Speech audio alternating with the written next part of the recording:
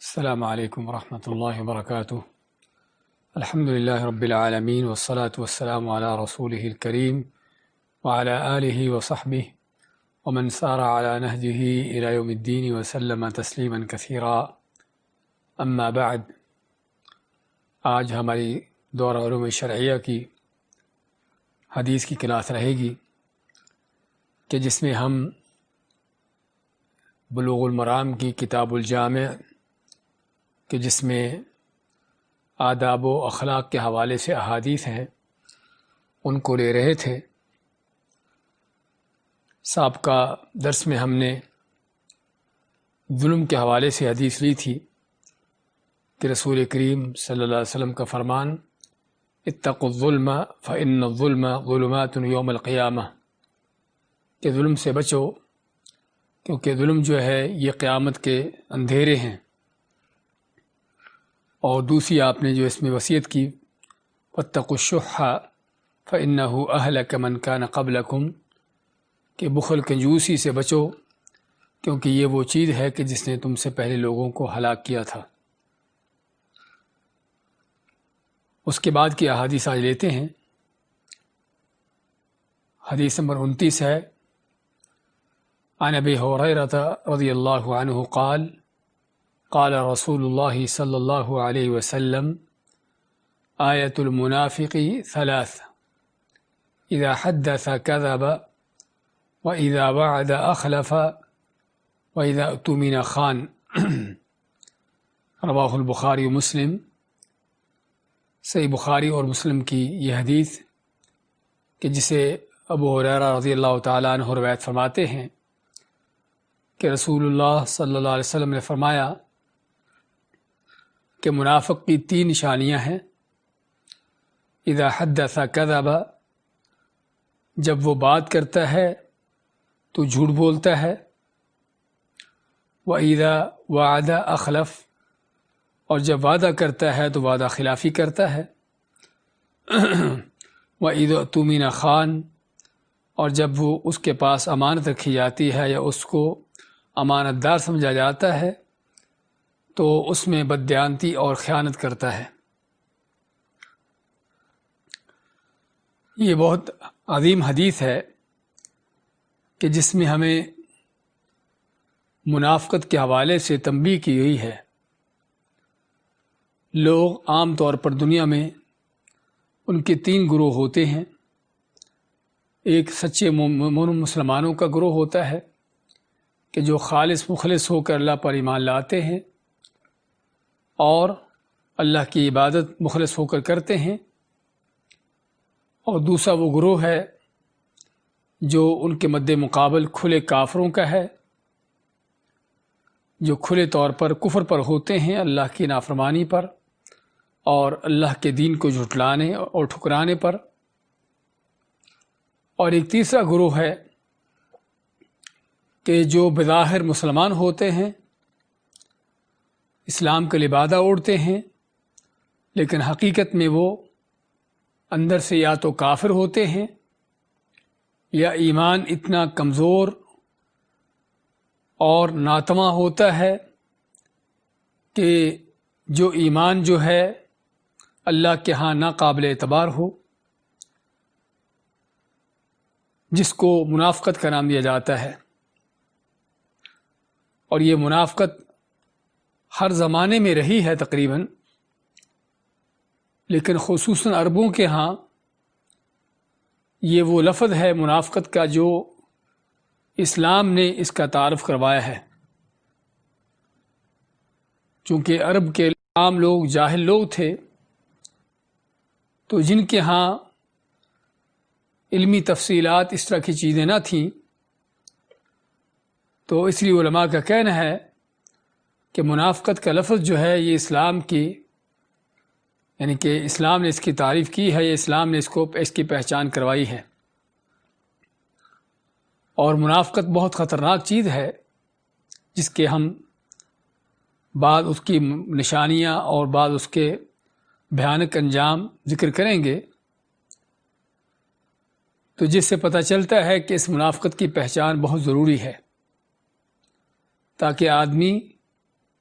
خود بھی اس سے بچ سکے اور منافقوں سے بھی بچ سکے، ان کی بھی پہچان کر سکے۔ تو چنانچہ منافقت کیا ہے، اس کا معنی کیا ہے؟ منافقت کا لفظ جو ہے، لفظ نفاق، علماء کہتے ہیں کہ یہ نافقہ سے اخذ کیا گیا ہے۔ نافقہ کیا چیز ہے؟ نافقہ صحرائی ایک چوہا ہے جس کو یربوع کا نام دیا جاتا ہے، تو اس یربوع کی بل کو نافقہ کہا جاتا ہے۔ وہ بل کیسی ہے کہ وہ یربوع جو ہے جب زمین میں بل کھودتا ہے تو زمین کے اوپر سے کھودنا شروع کرتا ہے اور زمین کے اندر سے جاگتا رہتا ہے، اور جہاں تک اس نے بل کھودنا ہوتی ہے اندر کو، وہاں پر کھودنے کے بعد پھر اندر ہی سے بل کو دوسری طرف کھودنا شروع ہوتا ہے، اندر سے ہی بل کے ایک دوسرا راستہ بنانا شروع کرتا ہے اور اندر سے کھودتا رہتا ہے، حتیٰ کہ جب زمین کی سطح کے بالکل قریب پہنچ جاتا ہے اور معمولی سی مٹی کی ایک تہہ باقی رہ جاتی ہے تو وہاں سے اس بل کو کھودنا بند کر دیتا ہے، چھوڑ دیتا ہے۔ تو اب اس بل کی حالت کیا ہے؟ ایک اس کا عام راستہ ہے جو اوپر سے کھلا ہے، جہاں سے وہ یربوع آتا جاتا ہے، اور پھر اندر سے ہی اس نے ایک دوسرا راستہ بنایا ہے زمین کے اوپر کی طرف، سطح کی طرف، کہ جو اندر ہی ہے، اس کا باہر کوئی نام و نشان یا اس کے باہر کوئی ان کی چیز واضح طور پر نظر آنے والی نہیں ہے۔ تو یہ بل کس لیے بناتا ہے؟ اس کا مقصد کیا ہوتا ہے؟ اللہ تعالیٰ نے اس جانور کو عجیب عقل دے رکھی ہے کہ جب اس پر کوئی دشمن حملہ آور ہوتا ہے، کوئی سانپ وغیرہ یا کوئی اور چیز اس کو پکڑنے کے لیے آتی ہے، تو اپنی بل میں گھس جاتا ہے، اور عموماً پھر اس طرح کے جانور سانپ وغیرہ اس کے پیچھے بل میں گھستے ہیں۔ تو جب یہ بل میں گھستا ہے تو کیا ہے، پیچھے اس کا دشمن آ رہا اس کو پکڑنے کے لیے، تو یہ کیا کرتا ہے کہ جو عام اس کا آنے جانے کا راستہ ہے وہاں سے گھس کر بل کے اندر جاتا ہے، اور پھر بل کے اندر سے ہو کر جو اس کا دوسرا اس نے ایمرجنسی راستہ بنایا ہوتا ہے اس سے وہ نکلتا ہے، حتیٰ کہ زمین کی جو معمولی سی اس نے مٹی کی تہ چھوڑی ہوتی ہے اس کو سر سے ٹکر مار کے باہر نکل جاتا ہے بل سے، اور اس کے پیچھے پکڑنے والا اس بل کے اندر ہی گھوم رہا ہوتا ہے اور یہ باہر نکل کر اپنی جان بچا لیتا ہے۔ اب یہ بل جو ہے نافقہ کی، اپنے نافقہ نام کی یربوع کے بل، اس سے نفاق کا لفظ کیسے اخذ کیا گیا کہ منافق کا بھی یہی انداز اور کردار ہوتا ہے کہ جو اس جانور کا ہے، کہ وہ عام حالات میں مسلمانوں کے ساتھ اٹھتا بیٹھتا ہے، آتا جاتا ہے، اور مسلمانوں کے ساتھ مل کر مختلف طرح کی عبادات بھی کرتا ہے، اور حتیٰ کہ اس کو ہر دیکھنے والا یہی سمجھتا ہے کہ مسلمان ہے، مومن ہے۔ لیکن جہاں پر حالات تنگ آتے ہیں، کوئی مشکل حالات پیدا ہوتے ہیں، آزمائشوں کا وقت آتا ہے، دشمن سے ٹکراؤ کا، کوئی جنگ و جہاد کا، کوئی اس طرح کا مشکل وقت آتا ہے، تو کیا کرتا ہے کہ یہ منافق جو ہے، جس طرح کہ یربوع نے اندر ہی اندر سے دوسری بل کھودی ہوتی ہے کہ اپنے آپ کو دشمن سے بچانے کے لیے اس سے بھاگ کے نکل جاتا ہے، تو ایسے ہی یہ منافق بھی عام حالات میں، ٹھنڈے میٹھے حالات میں مسلمانوں کے ساتھ چلتا ہے، اور جہاں پر مشکلات آتی ہیں، دشمنوں کے ساتھ مقابلے ہوتے ہیں، اس طرح کی آزمائشوں کا وقت آتا ہے، تو اس وقت فوراً ایک سائڈ پہ ہو جاتا ہے اور مسلمانوں سے الگ ہو جاتا ہے۔ اور اسی طرح کے لوگوں کے بارے میں اللہ تعالیٰ کا فرمان ہے، وَمِنَ النَّاسِ مَن يَعْبُدُ اللَّهَ عَلَى حَرْفٍ، کہ لوگوں میں سے کچھ وہ بھی ہیں جو اللہ کی عبادت کرتے ہیں ایک کنارے پر کھڑے ہو کر، اور کنارے پر کھڑے ہونے کا مقصد ان کا کیا ہے کہ جیسے ہی کوئی مشکل حالت پیدا ہو اور جیسے ہی کوئی آزمائش کا وقت آئے تاکہ فوراً وہ دوسری طرف ہو جائیں اور مسلمانوں کے اوپر آنے والی مشکلات سے وہ بچ کے اپنی جان بچا لے۔ تو یہ ہے نفاق کا اصل لفظ جو اخذ کیا گیا ہے، اور جس کا معنی جو ہے عموماً جو کیا جاتا ہے کہ اسلام کا اظہار کرنا اور کفر کو چھپانا، لیکن یہ کفر کو چھپانے کا معاملہ ہر منافق کے لیے نہیں، اسے یہاں پر ضروری ہوگا کہ بیان کیا جائے کہ منافقت کی کتنی قسمیں ہیں اور کیا کیا ہیں، یا منافق کس کس طرح کے ہوتے ہیں۔ تو قرآن و سنت کے مطالعے سے پتہ چلتا ہے کہ نفاق کی منافقت کی دو قسمیں ہیں، ایک نفاق اکبر ہے اور دوسرا نفاق اصغر ہے، یعنی بڑی منافقت کا انداز اور چھوٹی منافقت۔ بڑی منافقت کیا ہے، جس کو بعض علماء نے عقیدے کا نفاق بھی کہا ہے؟ وہ منافقت کیا ہے کہ آدمی اصل میں دین کا دشمن ہے، مخالف ہے، لیکن صرف اس نے دین کا لبادہ اوڑھا ہے اپنی جان بچانے کے لیے، مسلمانوں کو دھوکہ دینے کے لیے، کلمہ پڑھتا ہے، طرح طرح کی عبادات بھی کرتا ہے، صرف مسلمانوں کو، لوگوں کو دکھانے کے لیے کہ یہ بھی مسلمان ہے، تاکہ اس کی جان بچی رہے اور مسلمانوں میں اس کا شمار ہوتا رہے، اور بلکہ مزید یہ کہ مسلمانوں کے ساتھ اٹھ بیٹھ کر ان کے راز تلاش کرتا رہے اور کافروں کو مسلمانوں کے راز پہنچاتا رہے، کیونکہ اگر وہ کھلے طور پر کفر کا اظہار کرے گا تو نہ تو اس کو مسلمانوں کے ساتھ اٹھنا بیٹھنا اس کی گنجائش ہوگی، اور نہ ہی مسلمانوں کی بہت سی خفیہ چیزیں کہ جو ان کی آپس کی ہیں ان تک اس کو پہنچنے کا ممکن ہے رستہ نہ ملے۔ تو اس لیے ایک منافقوں کی وہ شکل ہے کہ جو عملی عقیدے کے منافق ہیں، اور عقیدے کے منافق ہونے کا معنی کہ وہ نفاق اکبر ہے کہ جہاں پر صرف انہوں نے اسلام کا لبادہ اوڑھا ہے، لیکن اندر سے دین کے دشمن ہیں، اس کے مخالف ہیں، اور ہر وقت اس بات کی طاق میں ہوتے ہیں کہ کب کوئی ایسا موقع ملے کہ جب مسلمانوں کو نقصان پہنچایا جائے۔ تو یہ کوئی شک نہیں کہ یہ اس طرح کے لوگ کافر ہیں، بلکہ کافروں سے بھی بدتر ہیں، اور اسی لیے اللہ تعالیٰ نے اس طرح کے لوگوں کا آخرت میں ٹھکانہ بھی بڑا بدترین بیان کیا ہے۔ فرمایا ان المنافقین فی الدرک الاسفل من النار، کہ بے شک منافق جہنم کے سب سے نیچے درجوں میں ہوں گے۔ کس وجہ سے؟ کہ انہوں نے صرف کفر نہیں کیا بلکہ کفر بھی دھوکہ بازی کے ساتھ کیا ہے، اور کوئی گناہ یا جرم اگرچہ وہ اپنے طور پر گناہ یا جرم ہوتا ہے لیکن اگر اسی گناہ یا جرم کو دھوکہ بازی کے ساتھ کیا جائے اور نیکی اصلاح کا لبادہ اوڑھ کر کیا جائے تو کوئی شک نہیں کہ وہ جرم اور بڑھ جاتا ہے، اس کی سنگینی اور زیادہ ہو جاتی ہے۔ تو اسی طرح ہی یہ عقیدے کے منافق یا نفاق اکبر رکھنے والے اصل تو کافر ہی ہیں، لیکن صرف انہوں نے اسلام کا لبادہ اوڑھا ہوتا ہے مسلمانوں کو نقصان پہنچانے کے لیے، ان کے راز تلاش کرنے کے لیے، اپنے مفادات حاصل کرنے کے لیے۔ اور یہ نفاق کی شکل جو ہے جس طرح ہم نے ذکر کیا ہے کفر ہے، یہ اس آدمی سے ممکن نہیں کہ جس کے دل میں ذرہ بھر بھی ایمان ہو یا اللہ کا ڈر خوف ہو۔ یہ وہی کرتا ہے کہ جس کے دل میں اللہ کا کوئی ڈر خوف نہیں ہوتا، آخرت کا اس کے وہاں کوئی تصور نہیں ہوتا، اور نہ ہی اس کو اپنے کسی حساب کتاب کی فکر ہوتی ہے۔ اور دوسری منافقت کی قسم کہ جس کو عملی نفاق کہا جاتا ہے یا نفاق اصغر کا نام دیا جاتا ہے، جس میں کیا ہے کہ اصل تو یہ منافق جو ہے دین کا دشمن نہیں ہے، اس نے کلمہ پڑھا ہے، اسلام کی تعلیمات کو لیا ہے، لیکن یہ نہیں کہ اس کے دل میں کوئی دین کے خلاف دشمنی ہے، کوئی بغاوت ہے، کوئی ایسی چیز ہے، لیکن اس نے دین کی تعلیمات کو لینے کا جو انداز ہے اس کا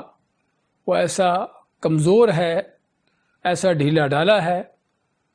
کہ جس کے ساتھ ہوتے ہوئے یا جس کے ہوتے ہوئے وہ صحیح معنوں میں دین پر چل نہیں سکتا۔ تو چنانچہ کیا ہوتا ہے کہ ایسے لوگ عام طور پر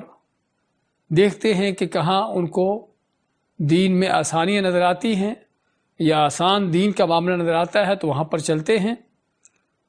یا جہاں پر ان کو مفادات حاصل ہوتے ہیں اس حد تک ساتھ دیتے ہیں، اور اگر کوئی دین کا مشکل حکم آ جائے تو اس کو چھوڑ دیتے ہیں. یعنی دل میں دین کے خلاف نفرت نہیں ہے ان دوسری قسم کے لوگوں کے، دین کے خلاف نفرت نہیں دل کے اندر، اور نہ ہی دین کے خلاف کوئی سازشیں ہیں، لیکن ایمان اتنا کمزور ہے کہ معمولی مفاد کی خاطر اور معمولی قسم کے خطرات کے پیش نظر وہ دین سے الگ ہو جاتے ہیں یا اللہ کی نیکی کا حکم چھوڑ دیتے ہیں، اور جس برائی کا ان کو موقع ملتا ہے وہ کر لیتے ہیں. تو یہ ہے حقیقت عملی منافقت. لیکن دل میں تو دین کے خلاف دشمنی نہیں ہے، لیکن عمل جو ہے اتنا کمزور ہے، ایمان اتنا کمزور ہے کہ وہ گمراہیوں کے سامنے ٹھہر نہیں سکتا. جہاں بھی دین دنیا کا یا حق و باطل کا مقابلہ ہوتا ہے تو یہ لوگ دیکھتے ہیں کہ ہمیں مفاد کہاں ملتا ہے، اس کو لے لیتے ہیں، اور مخلص خالص ہو کر اللہ کے حکم پر اس کو اپنانا، اس کو لینا، اس کو چھوڑ دیتے ہیں. تو یہ ہے منافقت کی دو بڑی قسمیں. ایک عقیدے کا نفاق جس کو نفاق اکبر کہتے ہیں، بڑی منافقت ہے، اور دوسرا عملی منافقت جس کا ہم ابھی ذکر کریں گے، اور اس حدیث کا تعلق حقیقت میں اسی عملی منافقت کے ساتھ ہی ہے. تو جس میں کیا ہوتا ہے کہ دین کے خلاف دشمنی تو نہیں ہے، نہ کوئی بغاوت ہے، نہ غداری ہے، لیکن ایمان اتنا کمزور ہے کہ جو ایمان معمولی قسم کے مفادات پر بک جائے اور معمولی قسم کے خطرات سے چھوٹ جائے. تو چنانچہ اس حدیث میں ایسے ہی لوگوں کا ذکر ہوا ہے. تو منافقت کی نشانیاں کیا کیا ہیں؟ اس حدیث میں آپ نے فرمایا ہے آیت المنافق ثلاث، کہ منافق کی 3 نشانیاں ہیں. آیا کے معنی نشانی، اذا حدث کذب. وہ 3 نشانیاں کیا ہیں؟ کہ جب وہ بات کرتا ہے تو بات جھوٹی کرتا ہے، جھوٹ بولتا ہے. وَإِذَا وَعَدَ أَخْلَفَ. اور جب وعدہ کرتا ہے تو وعدہ خلافی کرتا ہے. وَإِذَا اؤْتُمِنَ خَانَ. اور جب اس کو امانت دار بنایا جاتا ہے، امین بنایا جاتا ہے کسی چیز پر، تو اس میں خیانت بددیانتی کرتا ہے. اس حدیث میں ہم یہ 3 نشانیاں پڑھ رہے ہیں، اور انہی نشانیوں کی دوسری حدیث میں تاکید آتی ہے. آپ ماتے ہیں آیت المنافق ثلاث، کہ منافق کی 3 نشانیاں ہیں. وَإِنْ صَامَ وَصَلَّى وَزَعَمَ أَنَّهُ مسلم، کہ اگر جس کے اندر یہ 3 نشانیاں پائی جاتی ہیں وہ منافق ہے، اگرچہ وہ دعویٰ کرے کہ وہ روزے رکھتا ہے، نمازیں پڑھتا ہے اور اپنے مسلمان ہونے کا دعویٰ کرتا ہے. اگرچہ وہ ظاہراً نمازیں پڑھتا رہے، روزے رکھتا بھی رہے، اور ظاہراً اسلام کا اظہار کرتا بھی رہے، لیکن اس کا یہ اسلام کہ اللہ کے ہاں قابل قبول نہیں. کس لیے؟ کیونکہ اس کے اندر منافقت ہے، اللہ کے لیے اخلاص نہیں ہے. اور بعد دوسری احادیث میں 3 کے بجائے 4 نشانیوں کا ذکر آتا ہے، جس طرح کہ عبداللہ بن عمرو بن العاص کی حدیث ہے. فرماتے ہیں کہ رسول اکرم صلی اللہ علیہ وسلم نے فرمایا 4 من کن فیہ کان منافقا خالصا، کہ جیسا آدمی کے اندر 3 نشانیاں ہوں منافقت کی، وہ پکا منافق ہوتا ہے. ومن کانت فیہ خصلۃ منہن، اور جس کے اندر ایک خصلت ہو، ایک ان کی نشانی ہو، کانت فیہ خصلۃ من النفاق حتی یدعہا، تو اس کے اندر یہ نفاق کی خصلت ہے، نشانی ہے، اور اس وقت تک باقی جاری ساری ہے جب تک اس کو چھوڑ نہیں دیتا. وہ کیا ہے؟ اذا اؤتمن خان. ایک نشانی تو وہی جو سابقہ حدیث میں ذکر ہوئی ہے کہ جب اس کو امانت دار بنایا جاتا ہے، اس کے پاس کو امانت رکھی جاتی ہے تو اس میں بددیانتی کرتا ہے. وَإِذَا حَدَّثَ كَذَبَ. اور جب بات کرتا ہے تو جھوٹ بولتا ہے، جس طرح کہ سابقہ حدیث میں. وَإِذَا عَاهَدَ غَدَرَ. اور جب کوئی عہد کرتا ہے تو غدرا، عہد بدعہدی کرتا ہے، اس کو توڑتا ہے. وَإِذَا خَاصَمَ فَجَرَ. اس میں جو چوتھی نشانی ذکر کی گئی ہے، جو پہلی حدیث سے بڑھ کر ہے، وہ کیا ہے؟ کہ جب اس کا کسی سے جھگڑا اختلاف ہو جاتا ہے تو وہاں پر گالی گلوچ اور یعنی کہ ان چیزوں پر اتر آتا ہے. تو یہ اس حدیث میں منافقت کی 4 نشانیاں ذکر کی گئیں، لیکن اگر دیکھا جائے حقیقت میں تو وہ 3 ہی ہیں، کیونکہ بعض نشانیاں وہ بھی ہیں کہ جو ایک دوسرے کے ساتھ مل جاتی ہیں، جس طرح کہ اذا عاہد غدر. جب وہ عہد کرتا ہے تو عہد بدعہدی کرتا ہے. یہ وہی معنی ہے کہ اذا عاہد یعنی کہ جب وعدہ کرتا ہے تو وعدہ خلافی کرتا ہے، وَإِذَا وَعَدَ أَخْلَفَ، تو عہد غدرہ ایک ہی معنی دیتے ہیں، اگرچہ عہد جو ہے وہ وعدے سے بڑھ کر اس کے اندر معنی آتا ہے، لیکن حقیقت میں دونوں مترادف ہیں۔ تو یہ ہے منافقت کی نشانیاں، اور منافقت کی اصلیت کس چیز پر مبنی ہے؟ منافقت کا دار و مدار جو ہے وہ سارا کا سارا جھوٹ پر ہے۔ اس لیے اللہ تعالیٰ فرماتا ہے واللہ یشہد ان المنافقین لکاذبون، کہ اللہ تعالیٰ گواہی دیتا ہے کہ بے شک منافق ہی جھوٹے ہیں، منافق ضرور جھوٹے ہیں۔ اور دوسری آیت میں اللہ کا فرمان انما یفتری الکذب الذین لا یؤمنون بآیات اللہ، کہ صرف وہی لوگ اصل میں جھوٹ باندھتے ہیں کہ جو اللہ کی آیتوں پر ایمان نہیں رکھتے، وَأُولَٰئِكَ هُمُ الْكَاذِبُونَ، اور یہی وہ لوگ ہیں جو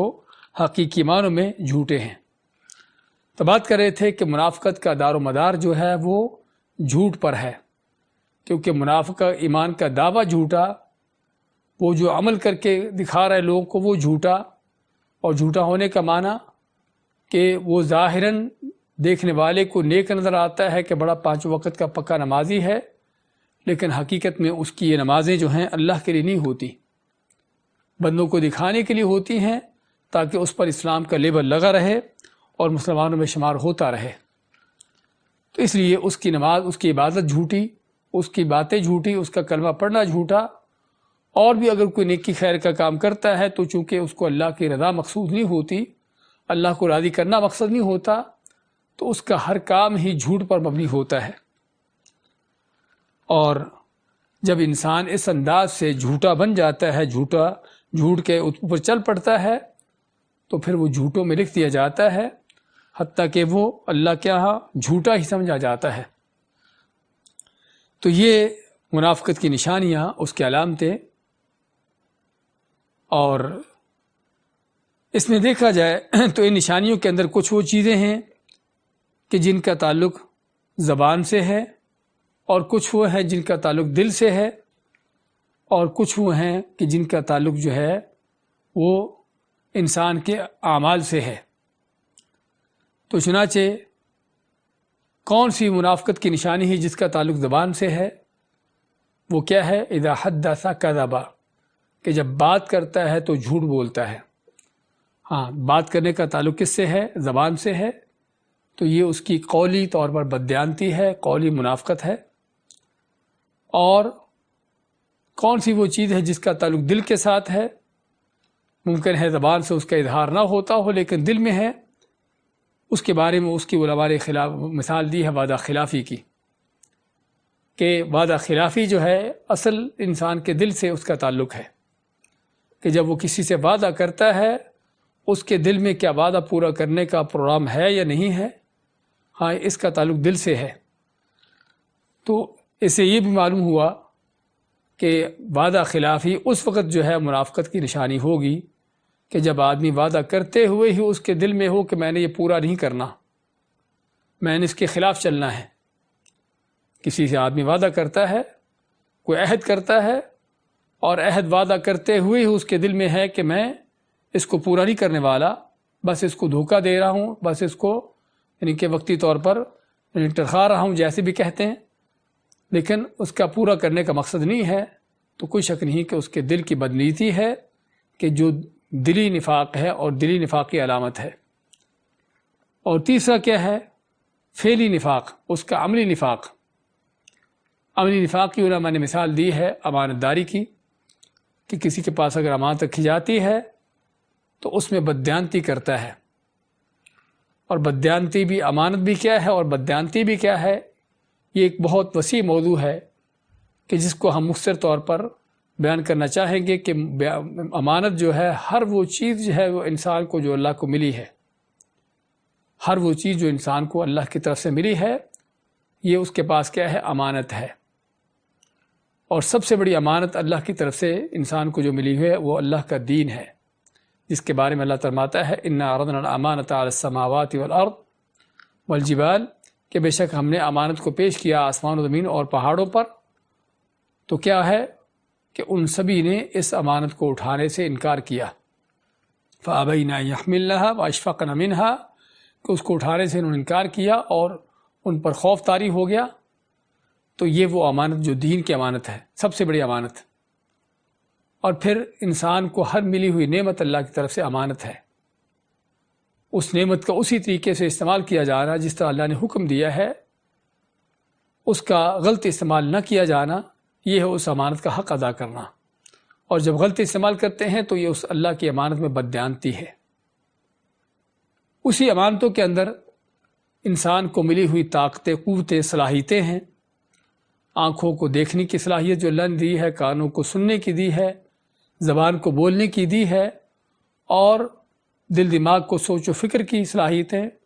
اور ہاتھوں پاؤں کو قوتیں، طاقتیں جو عطا کی ہیں، یہ ساری صلاحیتیں اللہ کی طرف سے انسان کے پاس کیا ہے؟ امانتیں ہیں کہ جن کا کل قیامت کے دن حساب ہوگا۔ تو ان امانتوں کو غلط استعمال کرنا کیا ہے؟ یہ بددیانتی ہے۔ مال یا کوئی بھی دنیا کے مادی وسائل جو ہیں، یہ کیا ہے؟ اللہ کی نعمتیں ہیں کہ جن نعمتوں کا اگر صحیح استعمال ہوتا ہے ٹھیک ہے، ورنہ اللہ کے ہاں اس کا جواب دینا ہوگا۔ اولاد، ملی ہوئی اولاد انسان کو اللہ کی طرف سے نعمت، امانت ہے، اللہ کی طرف سے امانت ہے کہ جس امانت کا حق یہ ہے کہ ان کی صحیح تربیت ہو، اللہ کے سچے دین پر، صحیح عقیدے پر ان کی تربیت کی جائے اور ان کو اللہ کے دین پر لگانا چلانے کی کوششیں کی جائیں۔ تو یہ اولاد کا حق جو امانت کا ہے۔ تو کہنے کا مقصد، امانت کا مفہوم بڑا وسیع ہے جس کے اندر ہر طرح کی امانتیں آ جاتی ہیں، چاہے وہ اللہ کی طرف سے انسان کو ملی ہوں یا بعض اوقات بندے جو ہیں دوسروں کی کوئی ذمہ داریاں، ڈیوٹیاں لگا دیتے ہیں۔ آدمی کسی کمپنی میں کام کرتا ہے اور کمپنی کی طرف سے اس کو ڈیوٹیاں دی گئی ہیں۔ یہ ڈیوٹیاں کیا ہیں؟ اس کے پاس امانتیں ہیں اس کمپنی کی، ان لوگوں کی جن کا وہ کام کر رہا ہے۔ ایک آدمی حکومت میں افیسر ہے، کوئی عہدیدار ہے، اس کو حکومت کی طرف سے کوئی عہدہ دیا گیا ہے، کوئی ذمہ داری دی گئی ہے، اس ذمہ داری کا صحیح استعمال کرنا، صحیح معنی میں اس کو ادا کرنا، ہاں یہ کیا ہے؟ امانت ہے۔ اس کے پاس یہ امانت ہے، اس کا فرض بنتا ہے کہ اس کا صحیح استعمال کر کے اس کو صحیح طریقے سے اس کی ادائیگی ہو۔ تو خیر بات کر رہے تھے کہ امانت کے مختلف شکل صورتیں ہیں، مختلف اس کے مفاہیم ہیں۔ تو منافق کیا ہے کہ جب اس کے پاس کو امانت دی جاتی ہے اس کو، تو اس میں بددیانتی کرتا ہے۔ بددیانتی کرنے کا معنی کہ اگر اللہ کا حق ہے تو وہ بھی ادا نہیں کرتا، اس کو صحیح طریقے سے ادا نہیں کرتا۔ اگر بندوں کا حق ہے تو وہ اس میں بھی جو ذمہ داری ہونا چاہیے اس کو ادا نہیں کرتا۔ اگر کسی کے مالی حق ہے، مالی طور پر کسی کے پاس کو امانت رکھی گئی ہے، تو منافق کی نشانی کیا ہے کہ اس میں وہ کمی زیادتی کر دیتا ہے، اس میں کوئی چیز لے لیتا ہے اور پوری اس کو، یعنی کہ جو اپنے اس کے پاس چیز رکھی گئی ہوتی ہے اس کو پورے طور پر ادا نہیں کرتا۔ تو یہ اصل تو ہمارے ہاں امانت کا یہی مفہوم سمجھا جاتا ہے، لیکن جیسے ہم نے بتایا کہ امانت کا مفہوم اس سے کہیں وسیع ہے۔ تو خیر، تو یہ امانت داری کہ جو ایک منافق کے پاس، یعنی کہ امانت کا ایک منافق کا جو ہے اس امانت کے ادا نہ کرنے کا اس کا انداز رہتا ہے۔ اور یہ کیوں ہوتا ہے؟ یہ ساری چیزیں کیوں ہیں؟ کیوں ان منافق جو ہے وہ عہد کرتا ہے یا وعدہ کرتا ہے تو اس کو توڑتا ہے، اگر بات کرتا ہے تو جھوٹ بولتا ہے اور اگر امانت دی جاتی ہے تو اس میں بددیانتی کرتا ہے؟ اس کے پیچھے اصل جو بنیادی چیز ہے، ویسے تو جھوٹ پر سارا مدار ہے، لیکن اس کی وجہ جو کیا ہے کہ آخرت پر یقین و ایمان نہ ہونا، اللہ کے وعدوں پر ایمان و یقین نہ ہونا۔ اور اس لیے منافق کا سب سے بڑا جو جرم ہے وہ اللہ کے اوپر، اللہ کے وعدوں پر شک و شبہ ہونا، اس پر یقین نہ ہونا۔ ورنہ جس کا قیامت پر ایمان ہے، یقین ہے کہ اس کو اللہ کے سامنے کل کھڑے ہو کر اپنی زندگی کے ایک ایک بات کا حساب اور جواب دینا ہے، ناممکن ہے کہ وہ وعدے توڑے، ناممکن ہے کہ عہدوں کی بدعہدی کرے، غداری کرے، ناممکن ہے کہ بددیانتی کرے اور لوگوں کے ساتھ جھوٹ بول کر اپنے مفادات حاصل کرے۔ ہاں اگر دنیا کا چھوٹا موٹا فائدہ حاصل کر ہو بھی جاتا اس کو، تو کل قیامت کے دن اللہ کے سامنے کھڑے ہو کر اس کو کس ذلتوں کا، کن رسوائیوں کا سامنا کرنا ہوگا اور کس طرح کے عذاب اس کے منتظر ہیں۔ تو جس کا قیامت پر سچا ایمان ہوتا ہے وہ ایسی چیزیں نہیں کرتا۔ تو عام طور پر یہ چیزیں ہوتی ہی اس وقت ہے کہ جب قیامت پر صحیح معنوں میں ایمان نہیں ہوتا۔ تو یہ ہے منافق کی چند علامتیں جو ذکر کی گئی ہیں، اور یہ ہے منافقت کہ جس کا بیان ہوا ہے۔ اور منافقت کے حوالے سے ہم پہلے تفسیر کے موضوع میں پڑھ چکے ہیں تفصیلاً کہ منافقت کی کیا کیا اس کے ان کے غلط انجام ہیں، بھیانک انجام ہیں، دنیا کے اندر بھی آخرت میں بھی، کہ دنیا کے اندر کس قدر انسان ذلت و خواریوں کا شکار ہوتا ہے، کیونکہ منافقتیں اس طرح کی چیزیں ہمیشہ چھپی نہیں رہتی۔ اللہ تعالیٰ جس طرح فرماتا ہے وَلَوْ نَشَاءُ لَأَرَيْنَاكَهُمْ فَلَعَرَفْتَهُمْ بِسِيمَاهُمْ، اگر ہم چاہیں تو ان منافقوں کو تمہیں سامنے کر دیں اور ان کے چہروں سے تم ان کو پہچان لو۔ وَلَتَعْرِفَنَّهُمْ فِي لَحْنِ الْقَوْلِ، اور پھر اللہ تعالیٰ کہ یقیناً تم ان کو پہچان لو گے ان کی باتوں کے انداز سے۔ تو چنانچہ منافقت جھوٹ ہوتا ہے، دھوکہ بازی ہوتی ہے، اور یہ جھوٹ دھوکہ بازی ہمیشہ چھپا نہیں رہتا، ہاں ایک وقت تک چھپتا ہے، لیکن کبھی نہ کبھی کسی وقت بھی وہ ظاہر ہو جاتا ہے، اور جب ظاہر ہوتا ہے تو کوئی شک نہیں کہ دنیا کے اندر ہی ان منافقوں کے لیے ذلت و خواریوں کے جو انداز ہوتے ہیں۔ اسی طرح منافق دنیا کے اندر جو سزا ہے کہ ہر وقت ڈر خوف کی کیفیت میں رہتا ہے، جس طرح کہ اللہ تعالیٰ کا فرمان ہے یحذر المنافقون ان تنزل علیہم سورۃ تنبئہم ما فی قلوبہم، کہ منافق ہمیشہ اس بات کے کھٹکے ڈر میں رہتا ہے کہ کبھی کوئی صورت نازل نہ ہو جائے کہ جس سے ان کے دلوں کے راز فاش ہو جائیں۔ تو اس لیے منافق ہمیشہ اس کھٹکے میں رہتا ہے کہ کہیں اس کے جھوٹ، اس کی منافقیں، اس کی اس طرح کی چیزیں کھل کر سامنے نہ آ جائیں، تو یہ اس پر خوف اور رعب جو مسلط رہتا ہے دنیا کی زندگی میں۔ پھر مزید کیا ہے کہ جھوٹ سے کام لینے والا ہمیشہ کبھی اس کے لیے کامیابی نہیں ہے۔ ان اللہ لا یہدی کید الخائنین، اللہ فرماتا ہے کہ اللہ تعالیٰ کبھی بھی بددیانتی کرنے والے، خیانت کرنے والے لوگوں کو ان کے معاملات کی اصلاح نہیں کرتا، ان کو نہیں چلاتا۔ تو اس لیے منافق جو ہے دنیا کے اندر ہی آخرت سے پہلے طرح طرح کی ان ذلتوں کا شکار ہوتا ہے، اور ان چیزوں کا اس کو سامنا کرنا پڑتا ہے۔ اور پھر آخرت میں تو اللہ تعالیٰ نے فرمایا ہے ان المنافقین فی الدرک الاسفل من النار، کہ منافق جو ہے وہ جہنم کے سب سے نیچے درجوں میں ہوں گے۔ اور دوسری آیت میں اللہ کا فرمان ان اللہ جامع الکافرین والمنافقین فی جہنم جمیعا، کہ بے شک اللہ تعالیٰ کافروں، منافقوں سبھی کو جہنم میں جمع کرنے والا ہے۔ اس موضوع پر ہمیں سب سے اہم چیز جس کو جاننے کی ضرورت ہے وہ کیا ہے کہ یہ منافقت تو پائی جاتی ہے اور ہر زمانے میں رہی ہے، اور سب سے بدترین جرم ہے جس طرح کہ ہم نے اس کا بیان کیا ہے، لیکن اس چیز سے، اس جرم سے آدمی کیسے بچ سکتا ہے؟ اس منافقت کا علاج کیا ہے؟ اور اس کا علاج سب سے پہلا، سب سے بنیادی جو چیز ہے وہ اللہ پر سچا ایمان ہونا، اپنے دل میں اللہ پر سچا ایمان پیدا کر لینا، کہ جب انسان کے دل میں اللہ پر سچا ایمان ہو جاتا ہے، پیدا ہو جاتا ہے، اللہ کی عظمت، اس کی کبریائی دل میں آ جاتی ہے، تو پھر ممکن نہیں کہ آدمی اللہ کے ساتھ دھوکہ بازیاں کرے، اللہ کے دین میں دھوکہ بازیاں کرے۔ لیکن یہ ہوتی چیزیں اسی وقت ہے جب انسان اللہ کی عظمتوں کو بھلا دیتا ہے، اللہ کی قدرتوں کو نظر انداز کر دیتا ہے، اللہ کی کبریائی اس کے دل سے نکل جاتی ہے، تو اس وقت پھر آدمی اس طرح کے منافقت کے کاموں پر اترتا ہے۔ لیکن جب اگر کوئی آدمی جس کے دل میں اللہ کا ڈر خوف پیدا ہو جائے، اللہ کی عظمت پیدا ہو جائے، تو یقینی طور پر یہ ڈر خوف اور عظمت جو ہے اس کو اللہ تعالیٰ کی سچی اطاعت کرنے پر آمادہ کرتی ہے۔ اسی طرح سچا ایمان حاصل کرنے کے لیے، منافقت سے بچنے کے لیے جن چیزوں کی ضرورت ہے وہ قضاء و قدر پر ایمان ہونا، کیونکہ منافقت کیوں کرتا ہے؟ تاکہ دنیا کے مفادات حاصل کرے، لیکن ان مفادات کو صحیح طریقوں کے بجائے غلط طریقوں سے حاصل کرتا ہے۔ لیکن جب انسان کے دل میں اللہ کی تقدیر پر، قضاء و قدر پر سچا ایمان پیدا ہو جاتا ہے،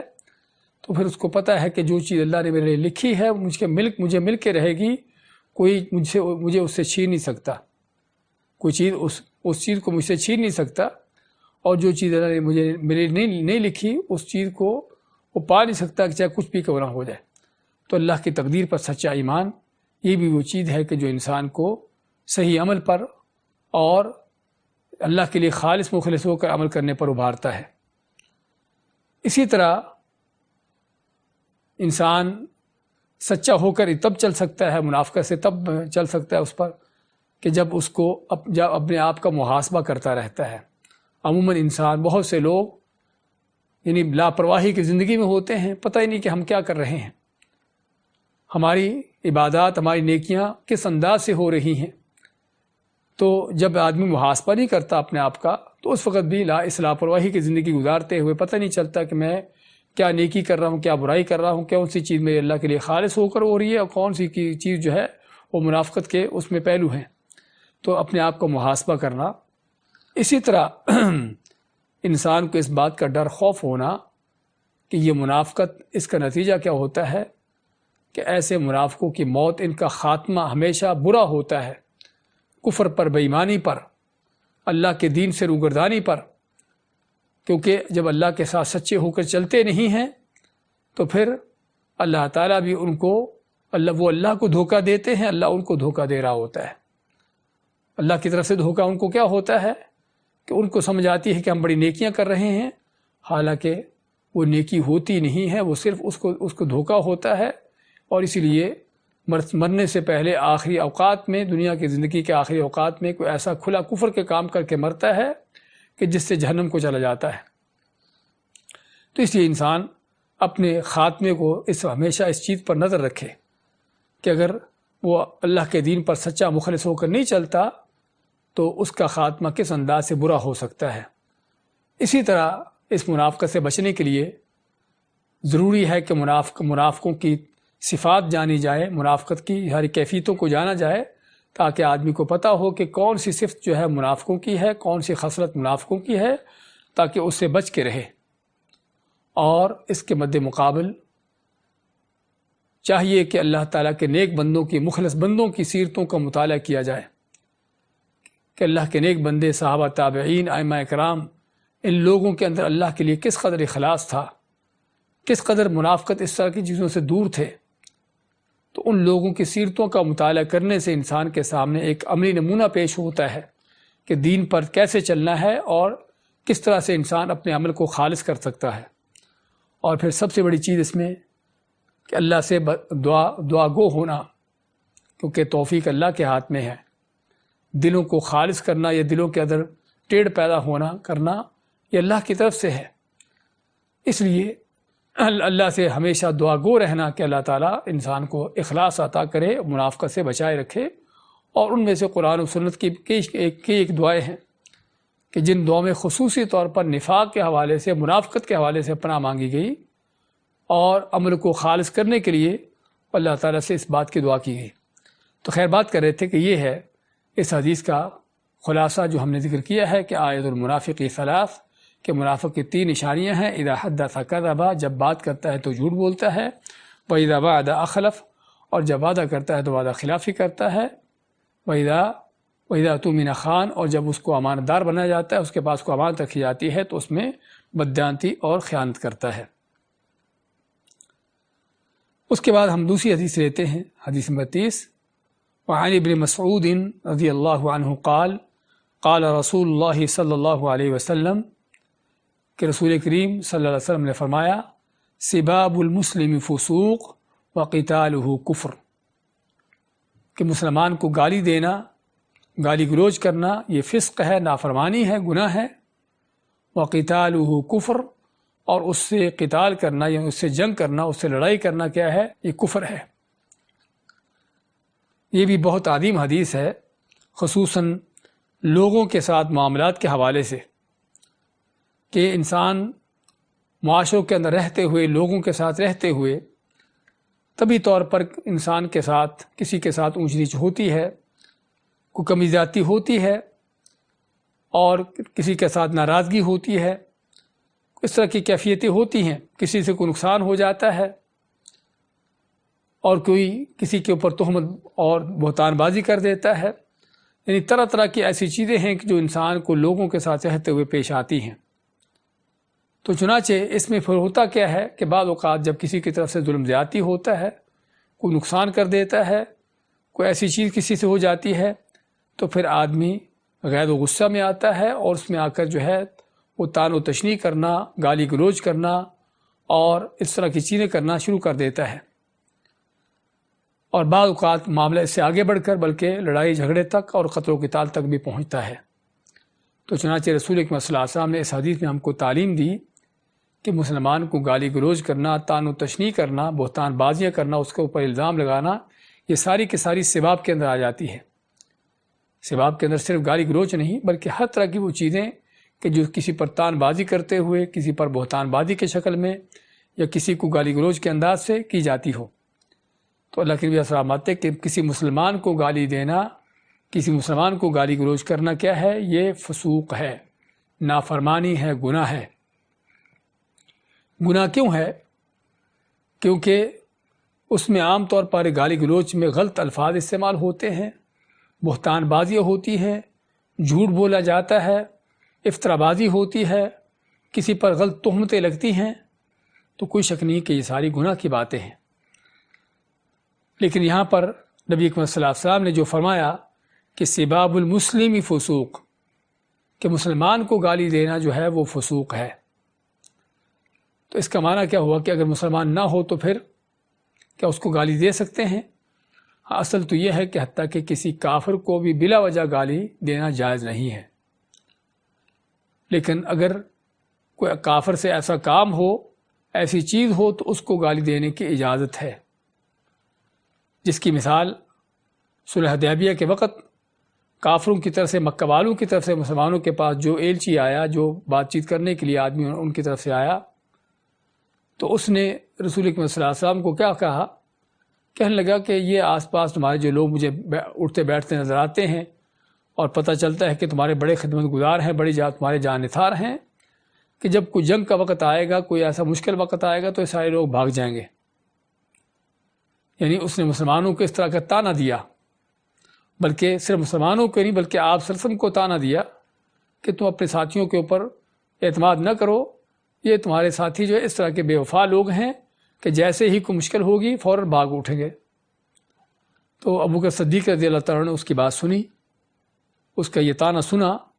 تو ابو بکر صدیق رضی اللہ تعالیٰ عنہ کیا کرتے ہیں؟ کہتے ہیں اس کو گالی دیتے ہیں، اس کو گالی دیتے ہیں کہ جو تمہارا بت ہے لات، اس کا یعنی کہ اس کے حوالے سے گالی دی، اور جس کو نبی اکرم صلی اللہ علیہ وسلم نے ان کو منع نہ کیا اس چیز سے۔ تو اس سے معلوم ہوتا کیا ہوا کہ اگر کوئی کافر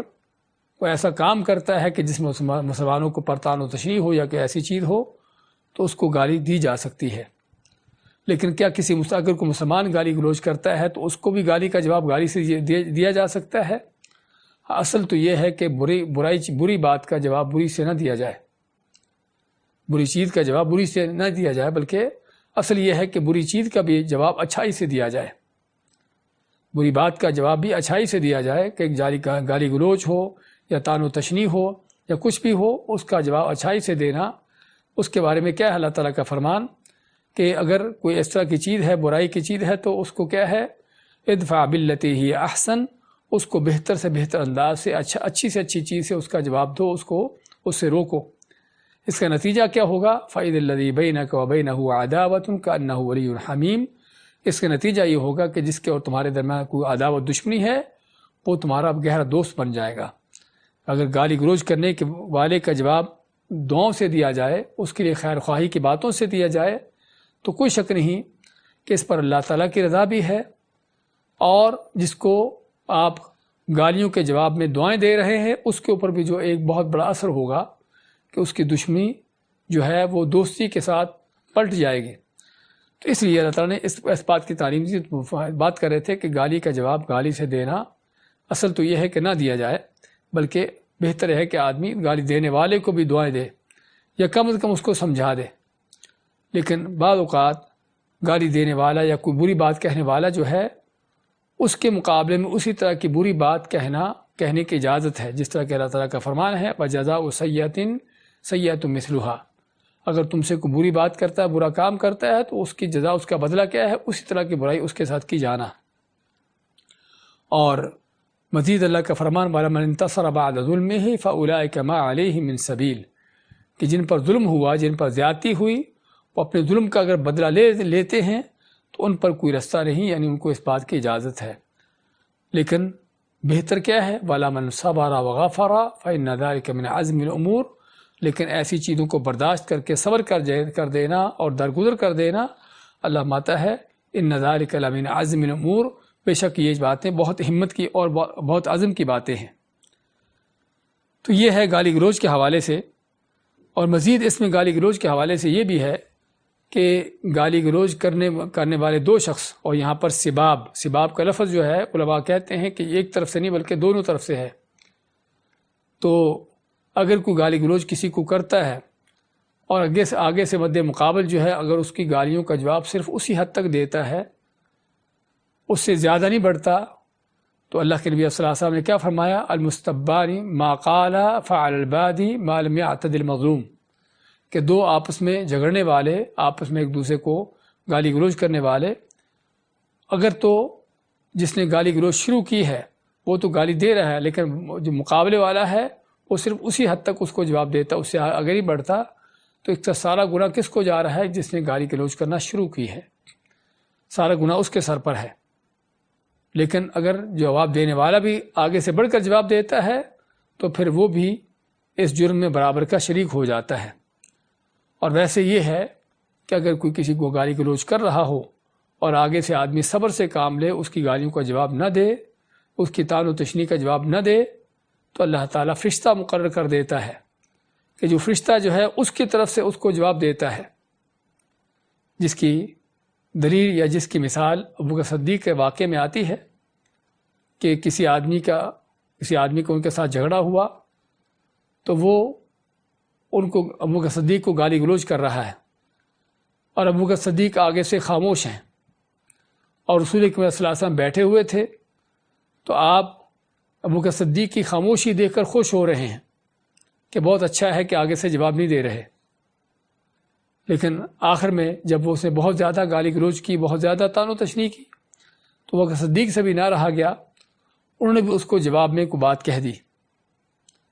تو اسی وقت رسول اکرم صلی اللہ علیہ وسلم اٹھے اور اٹھ کر چل دیے۔ تو ابو بکر صدیق کو محسوس ہوا کہ اللہ کے نبی صلی اللہ علیہ وسلم کو اٹھ کر جانا جو ہے وہ ناگواری کی حالت میں ہے، آپ کو ان کی بات پسند نہیں آئی، اس لیے آپ اٹھ کر گئے ہیں۔ تو ابو بکر صدیق آپ کے پیچھے آتے ہیں اور پوچھتے ہیں کیا وجہ ہے کہ آپ جب تک میں چپ تھا، خاموش تھا، آپ یعنی کہ مسکراتے رہے اور بیٹھے رہے، اور جب میں نے جواب دیا تو آپ اٹھ کر چلے آئے۔ تو آپ فرمایا کہ جب تک تم خاموش تھے اللہ نے تمہارا جواب دینے کے لیے فرشتے کو مقرر کیا ہوا تھا، وہ تمہارا جواب دے رہا تھا، لیکن جب تم نے خود جواب دینا شروع کر دیا تو میں اب اس حالت میں تمہارے ساتھ نہیں بیٹھ سکتا تھا۔ کیا مقصد؟ کہ اصل تو یہ ہے کہ انسان اس طرح کے حالات میں صبر سے کام لے اور گالی کا جواب گالی سے نہ دے، اور کیونکہ یہ کام جو ہیں کیسے ہیں اس کے بارے میں صحیح ابن حبان کی حدیث ہے، رسول اکرم صلی اللہ علیہ وسلم نے فرمایا المستبان شیطانانی، کہ دونوں ایک دوسرے کو گالی گلوچ کرنے والے دونوں شیطان ہیں، یتہاترانی و یتکاذبانی، کہ جو ایک دوسرے کے ساتھ بدزبانی کرتے ہیں اور جھوٹ بولتے ہیں۔ تو عموماً ہوتا یہی ہے کہ آدمی جب گالی کا جواب گالیوں دینے پر آتا ہے تو پھر وہ یعنی کہ بعض اوقات صرف اسی حد تک نہیں رہتا بلکہ اس سے آگے بڑھ جاتا ہے۔ تو اللہ کے نبی صلی اللہ علیہ وسلم اس چیز کو گناہ کا نام دیا ہے، فسوق کا نام دیا، اور فسوق کا لفظی معنی اللہ کی اطاعت سے نکل جانا، اللہ کی فرمانبرداری سے نکل جانا، تو کوئی شک نہیں کہ بہت بڑا غلط کام ہے۔ اور دوسری چیز کیا ہے؟ وقتالہ کفر، کہ مسلمان سے لڑنا، جنگ کرنا کیا ہے؟ کفر ہے۔ اور قتال کا لفظ جو ہے استعمال ہوتا ہے، اصل تو قتال کا لفظ قتل سے ہے کہ کسی کو قتل کرنا، لیکن یہ لفظ جو ہے اس سے زیادہ وسیع معنی میں آتا ہے کہ کسی سے کوئی لڑائی جھگڑا کرنا، کوئی اس طرح کی چیز کرنا کہ جس میں بعض اوقات صرف باتوں کی حد تک لڑائی جھگڑا ہو یا بعض اوقات مار پیٹ کی حد تک پہنچ جائے، اگرچہ اس میں قتل نہ بھی کیا جائے، تو یہ اس کو قتال کا نام دیا جاتا ہے۔ تو اس سے کسی سے لڑنا، کسی سے لڑائی جھگڑا کرنا، کسی کے مار پیٹ کرنا یا اس کو قتل کر دینا کیا ہے؟ یہ کفر ہے۔ تو کیا آدمی کسی کے ساتھ لڑائی کر کے کافر ہو جاتا ہے؟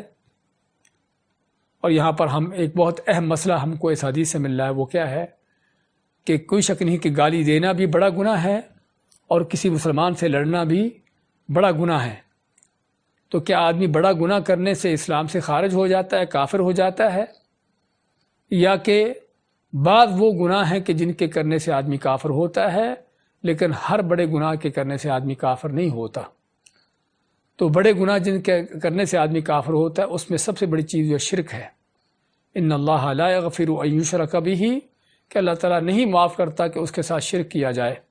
ویغفر ما دون ذلک لمن یشاء، اور شرک کے علاوہ کوئی دوسرے جرم ہیں اللہ تعالیٰ یہ شرک سے جو کم درجے کے جو جرم ہیں اللہ چاہے تو ان کو معاف کر دے۔ لیکن یہاں پر قابل غور چیز ہے یغفر ما دون ذلک، دون ذلک کا معنی اکثر و بیشتر کہ اس کے علاوہ کا کیا جاتا ہے، لیکن جو صحیح معنی ہے کہ جو شرک سے کم تر گناہ ہیں، کیونکہ شرک کے علاوہ بھی ایسے گناہ ہیں کہ جو انسان کو دین سے خارج کر دیتے ہیں، کافر بنا دیتے ہیں، جس میں دین کا ٹھٹھا مذاق اڑانا ہے، اللہ تعالیٰ کے کسی حکم کا جو واضح دو ٹوک حکم ہو، ہر خاص و عام جانتا ہو، اس کا انکار کر دینا ہے، اللہ کی کسی حلال شدہ چیز کو جس کے حلال ہونے میں کوئی شک و شبہ نہ ہو، قرآن و سنت کی دلیل واضح ہوں، اس کو حلال کر دینا کہ یہ حرام نہیں بلکہ حلال ہے، یا اللہ تعالیٰ کی کسی حلال شدہ چیز کو حرام قرار دے دینا، یعنی مختلف وہ چیزیں ہیں کہ جو شرک کے علاوہ بھی انسان کو کافر کر دیتی ہیں، کافر بنا دیتی ہیں۔ اس لیے یہاں پر جو صحیح معنی ہے کہ یغفر ما دون ذلک، کہ معاف کر دیتا ہے جو شرک سے کم ہے، یعنی شرک کے برابر کا کفر کی بات نہیں بلکہ شرک سے کم کی کوئی چیز ہے کہ عام گناہ ہے تو اللہ تعالیٰ اس کو جس کو چاہے معاف کر دے۔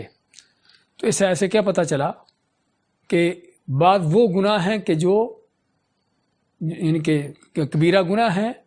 اور جن کے کرنے سے آدمی کافر ہو جاتا ہے، مرتد ہو جاتا ہے، جس میں شرک ہے، دین کا مذاق اڑانا ہے، اللہ کے قرآن سنت کی باتوں کو جھٹلانا ہے، ان کا انکار کر دینا ہے، یہ ساری وہ چیزیں اور اس طرح کی کئی اور چیزیں ہیں کہ جن کے کرنے سے آدمی کافر ہو جاتا ہے، واقعی وہ کفر کہ جس کفر سے آدمی دین سے خارج ہو جاتا ہے۔ لیکن باقی عام جو کبیرہ گناہ ہے، قتل و غارت ہے، زنا، بدکاری ہے، کوئی چوری ڈکیتی ہے، یا کوئی اس طرح کی چیزیں ہیں، بشرطے کہ آدمی ان گناہوں کو حلال سمجھ کے نہ کرے۔ گناہ کر رہا ہے، شراب پی رہا ہے آدمی، لیکن شراب کو سمجھتا ہے کہ حرام ہے، لیکن وہ پی رہا ہے تو اس کو پینے کا گناہ ہے اور کوئی شک نہیں کہ کبیرہ گناہ ہے، لیکن وہ آدمی شراب پینے سے کافر نہیں ہو جائے گا جب تک وہ شراب کو حلال نہ کہے گا۔ آدمی کوئی زنا بدکاری کرتا ہے، کوئی شک نہیں کہ کبیرہ گناہ ہے، لیکن اگر اس کو حرام سمجھ کے کر رہا ہے کہ یہ حرام ہے تو وہ گناہ کر رہا ہے، کبیرہ گناہ کا مرتکب ہے، لیکن دین سے خارج نہیں ہوا۔ لیکن اگر یہ کہہ دے کہ زنا بدکاری ویسے ہی حلال ہے، جائز ہے، اس میں کوئی گناہ کی بات ہی نہیں ہے، تو چاہے نہ بھی زنا کرتا ہو تب بھی وہ کافر ہے۔ اسی طرح ایک آدمی نماز نہیں پڑھتا اور نماز نہ پڑھنے والے کے حوالے سے قرآن و سنت کا فیصلہ کیا ہے کہ وہ کافر ہے، لیکن نماز اگر اس کا غفلت سستی سے نہ پڑھنا تو اس کے بعد بعض علماء کہتے ہیں کہ وہ یعنی کہ دین سے خارج نہیں ہوگا، لیکن جو صحیح ہے کہ وہ دین سے خارج ہو جاتا ہے۔ لیکن اگر کوئی آدمی نماز کا ویسے انکار کر دیتا ہے کہ نماز فرض ہی نہیں ہے، نماز کی ضرورت ہی نہیں ہے، تو چاہے وہ 5 چھوڑ کر 50 نماز بھی پڑھتا رہے تب بھی وہ کافر ہے، کیونکہ اس نے اللہ کے قرآن کا سنت کا انکار کیا ہے۔ تو اللہ کل حال بات کر رہے تھے کہ کچھ وہ گناہ ہیں کہ جو کفر تک پہنچانے والے ہیں، شرک جیسے، اور کچھ وہ گناہ ہیں جو عام کبیرہ گناہ ہیں کہ جن کے کرنے سے آدمی کافر نہیں ہوتا، دین سے خارج نہیں ہوتا۔ تو پھر یہاں پر جو قتال کو، ایک دوسرے سے لڑنے کو کفر کا نام دیا گیا ہے، پھر یہ کیسے کفر ہے؟ اس کے حوالے سے ہمارے پاس 2 ضابطے ہیں جن کو ہم نے سامنے رکھنا ہے۔ پہلی بات تو یہ ہے کہ ہم دیکھتے ہیں کہ اس چیز کو جس کو قتال کو کفر کا نام دیا گیا ہے، قرآن کریم کی آیات میں کیا واقعی ہی اس کو کفر کہا گیا ہے؟ سورۃ حجرات میں اللہ نے ذکر کیا ہے وَإِن طَائِفَتَانِ مِنَ الْمُؤْمِنِينَ اقْتَتَلُوا، کہ اگر مسلمانوں کے 2 گروہ آپس میں لڑ پڑے، طَائِفَتَانِ مِنَ الْمُؤْمِنِينَ، اللہ نے دونوں کو مومن کہا ہے، لڑنے والوں دونوں کو مومن کہا ہے کہ اگر یہ لڑ پڑتے ہیں تو دوسروں کا فرض بنتا ہے کہ ان کی اصلاح کریں، ان کی صلح کروائیں۔ اور پھر اگلی آیت میں کیا فرمایا؟ انما المؤمنون اخوہ فاصلحوا بین اخویکم، کہ مومن سارے کے سارے بھائی ہیں تو اپنے لڑنے والے بھائیوں کے درمیان صلح کرواؤ۔ تو اللہ تعالیٰ نے ان لڑنے والوں کو، جو آپس میں لڑنے والے ہیں، ان دونوں کو جو ہے کیا کہا ہے؟ مومن کہا ہے، ان کو بھائی کا نام دیا ہے، حالانکہ وہ لڑ رہے ہیں۔ اس کا مطلب کیا ہوا کہ اس حدیث میں جو کفر کا نام آیا ہے یہ کفر کا لفظ جو ہے وہ کفر نہیں جو دین سے خارج کرنے والا، مرتد کرنے والا، بلکہ اس کو کہتے ہیں کفر دون الکفر، کہ چھوٹا کفر ہے۔ جس طرح منافقت کے حوالے سے ہم نے ذکر کیا ہے کہ یعنی کہ بڑی منافقت اور چھوٹی منافقت، ایسے ہی کفر بھی بڑا کفر ہے اور چھوٹا کفر ہے۔ لیکن ہمیں کیسے پہچان ہو کہ بڑا کفر کون سا ہے، چھوٹا کفر کون سا ہے؟ ایک تو احادیث سے، دوسری دلیلوں کو دیکھ کر، اور دوسرا علماء نے ایک اور قاعدہ کلیہ دیا ہے، وہ کیا ہے کہ ایسا کفر جو دین سے خارج کرنے والا ہوتا ہے اس کے ساتھ ال لگا ہوتا ہے، وہ الکفر ہوتا ہے۔ اور جہاں پر کفر جو ہے وہ بغیر ال کے ہو، نکرہ کے معنی میں، جس طرح یہاں پر ہے، یہاں پر اس حدیث میں ہے وَقِتَالُهُ كُفْرٌ، یہ نہیں کہا قِتَالُهُ الکفر، بلکہ قِتَالُهُ كُفْرٌ کہا ہے۔ تو جب نکرہ کے اس انداز سے آتا ہے تو وہ کفر چھوٹا ہوتا ہے، بڑا کفر نہیں ہوتا۔ تو چنانچہ یہاں پر ہم دیکھتے ہیں کہ قِتَالُهُ كُفْرٌ، کہ اس سے لڑنا کفر ہے، یعنی ایک چھوٹا کفر ہے جس کے کرنے سے آدمی دین سے خارج نہیں ہوتا۔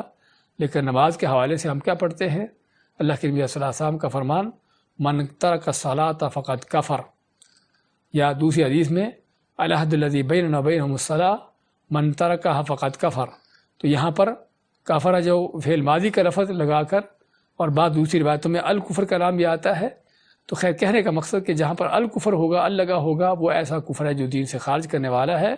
اور جہاں پر کفر جو ہے بغیر ال کے ہے، وہ ایسا کفر ہے جو چھوٹا کفر ہے، جس کے کرنے سے آدمی دین سے خارج نہیں ہوتا۔ اور ہم بات کر رہے ہیں کہ یہ بہت اہم مسئلہ ہے، اور خصوصاً آج کے دور میں کہ جب کہ کئی لوگوں نے دین کو نہ سمجھنے کی وجہ سے اور دین کو ایک متشددانہ انداز سے لینے کی وجہ سے عام گناہ کرنے والوں کو، کبیرہ گناہ کرنے والوں کو بھی کافر قرار دیا۔ اور یہ آج نہیں بلکہ صحابہ کرام کے دور سے لے کر یہ چیز چلی آ رہی ہے، لیکن خصوصاً آج کے دور میں بہت سے لوگوں کو گمراہ کر کے یہ گمراہ ہو کر اس طرح کی باتیں کرتے ہیں کہ اگر فرض کرو فلاں آدمی شراب پی رہا ہے تو وہ کافر ہے، فلاں آدمی سود کھا رہا ہے تو وہ کافر ہے، یا کوئی حکمران یا کوئی ان کے حکمران طبقہ جو ہے وہ کسی دین کے نظام کو نافذ نہیں کر رہے تو وہ کافر ہیں۔ اس طرح کی چیزوں کو دیکھ کر، یعنی کہ بعض اوقات قرآن کریم کی آیات بھی ان کو مل جاتی ہیں، کوئی احادیث سے مل جاتی ہے اس طرح کی چیزیں،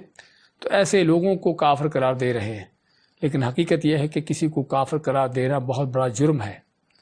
بہت بڑا خطرناک معاملہ ہے، کہ جس کے بارے میں آپ فرماتے ہیں کہ اگر کوئی آدمی کسی دوسرے کو کافر کہتا ہے تو اگر تو وہ کافر ہے تو ٹھیک ہے، ورنہ اگر وہ کافر نہیں ہے تو جو کہنے والا خود ہی کافر ہو جاتا ہے۔ تو اس لیے یہ بات بڑی خطرناک ہے، جس میں انسان کو بہت محتاط ہونے کی ضرورت ہے۔ اور اس میں اصل چیز تو یہ ہے کہ کسی پر کفر کا فتویٰ لگانا، کفر کا حکم دینا، یہ ان اہل علم کا کام ہے کہ جن کو قرآن و سنت کی صحیح بنیادوں پر ان کے پاس علم ہوتا ہے، اور پھر لوگوں کے حالات کو بھی اچھی طرح سمجھتے جانتے ہیں کہ کون سا آدمی کس حالت میں ہے، اور واقعی ہی اس کو کافر کہا جا سکتا ہے، نہیں کہا جا سکتا۔ عام لوگوں کا، عوام الناس کو، ان کو حق نہیں کہ اپنی طرف سے کسی پر کفر کے فتوے لگائیں۔ اور دوسری چیز جس طرح ہم بات کر رہے تھے کہ بہت سی چیزیں کہ یقینی چیزیں آتی ہیں جن کو کفر کا نام دیا گیا ہے، لیکن ہم احادیث میں یا آیات میں دیکھتے ہیں کہ وہ ان کے ایسا کفر ہے کہ جو دین سے خارج کرنے والا نہیں، جس طرح کہ یہاں پر بھی ہے۔ تو چنانچہ ہمارے پاس کیا کیا دلیلیں ہیں کہ آدمی یعنی کہ کسی گناہ کرنے والا جو ہے، بڑا گناہ کرنے والا کافر نہیں ہوتا، جو ہم نے سورۃ احزاب اپنے سورۃ حجرات کی آیت ذکر کی ہے۔ اس کے علاوہ بھی اللہ تعالیٰ کا فرمان سورۃ بقرہ کے اندر بھی فَمَنْ عُفِيَ لَهُ مِنْ أَخِيهِ شَيْءٌ فَاتِّبَاعٌ بِالْمَعْرُوفِ وَأَدَاءٌ إِلَيْهِ بِإِحْسَانٍ۔ اللہ تعالیٰ نے قصاص کے حوالے سے ذکر کیا کہ اگر آدمی کسی دوسرے کو قتل کر دیتا ہے تو اللہ نے اس سے قصاص لینے کا حکم دیا۔ پھر فرمایا کہ اگر اس کے قصاص میں معافی ہو جائے، فَمَنْ عُفِيَ لَهُ مِنْ أَخِيهِ شَيْءٌ، تو اللہ تعالیٰ نے قتل کرنے والے کو اور جس کا قتل کیا، دونوں کو ایک دوسرے کے بھائی قرار دیا ہے۔ اور بھائی قرار دینے کا لفظ ہی ہم کو معنی دیتا ہے کہ دونوں اسلام کے دائرے میں ہیں، اسلام سے خارج نہیں ہوئے۔ اور اسی طرح صحابہ کرام کے درمیان ہم جانتے ہیں تاریخی طور پر کہ بعض صحابہ کے درمیان کچھ اختلافات ہوئے، کوئی لڑائیاں بھی ہوئیں، جنگیں بھی ہوئیں، لیکن ان جنگوں ہونے کے باوجود بھی انہوں نے ایک دوسرے کو کافر قرار نہیں دیا۔ اور کافر قرار نہ دینے کی دلیل کیا ہے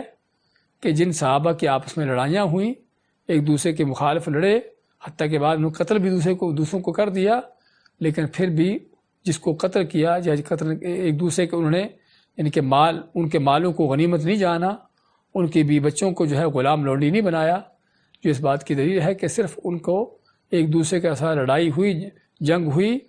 وہ خاص وجوہات کی وجہ سے، لیکن دونوں ایک دوسرے کو مسلمان سمجھتے رہے، کافر قرار نہیں دیا۔ تو اس سے پتہ چلتا ہے کہ صحابہ کرام نے ایک دوسرے کے ساتھ لڑنے کو کفر نہیں سمجھا، وہ کفر جو کہ دین سے خارج کرنے والا ہو، اور بلکہ صحابہ کرام سے پہلے خود نبی اکرم صلی اللہ علیہ وسلم کے زمانے میں ہی بعض ایسے بھی لوگ پائے گئے کہ کسی نے چوری کی، کسی نے زنا کیا، کسی نے شراب پی، تو آپ نے ان لوگوں کو سزائیں دی، ان پر حدیں قائم کی، لیکن کسی کو کافر قرار نہیں دیا۔ تو اسے معلوم کیا ہوا کہ جو صحیح عقیدہ ہے اس موضوع پر کہ کبیرہ گناہ کرنے والا اگر اس گناہ کو حلال نہیں سمجھتا، اس کو جائز نہیں سمجھتا، اس کو حرام ہی سمجھتا ہے، تو کبیرہ گناہ کرنے والا دین سے خارج نہیں ہوتا۔ اگرچہ بعض جگہوں پر کفر کا لفظ استعمال بھی ہو گیا ہو، تو کفر کا معنی وہاں پر وہ کفر ہے کہ جو دین سے خارج کرنے والا نہیں، بلکہ کفر کے مراد کفر نعمت ہے۔ اور بعض علماء کا کہنا ہے کہ کفر کا لفظ وہاں پر دینے کا مقصد جو ہے اس گناہ کی شدت کو بیان کرنا کہ گناہ کس قدر شدید ہے اور کس قدر عظیم گناہ ہے، کہ تاکہ لوگ اس سے بچ کے رہیں۔ اور کفر کا معنی دینے کا، اس کو کفر کا لفظ دینے کا معنی کہ یہ کام ایسا ہے کہ جو مسلمانوں کا نہیں بلکہ کافروں جیسا کام ہے، جو ایک مسلمان کو لائق نہیں ہو، اس کو زیب نہیں کہ وہ اس طرح کا کام کرے۔ تو اس لیے بات کر رہے تھے کہ بعض اوقات کسی حدیث میں کسی چیز کو کفر کا نام دیا گیا ہے، لیکن وہ کفر نہیں کہ جو دین سے خارج کرنے والا ہو، جس طرح یہاں پر بھی ہے وَقِتَالُهُ كُفْرٌ، تو مسلمان سے لڑنا جو ہے وہ کفر ہے، لیکن وہ کفر نہیں جو دین سے خارج کرنے والا ہو۔ لیکن کفر کا یہاں پر لفظ لا کر یہ بیان کر دیا کہ ایسا کام مسلمان کے لائق نہیں کہ وہ کرے، اور یہ بھی کہ اس گناہ کی کیا شدت ہے، کس قدر گھناؤنا جرم ہے یہ کہ جس کو کفر تک کا نام دیا گیا ہے تاکہ لوگ اس سے دور رہیں۔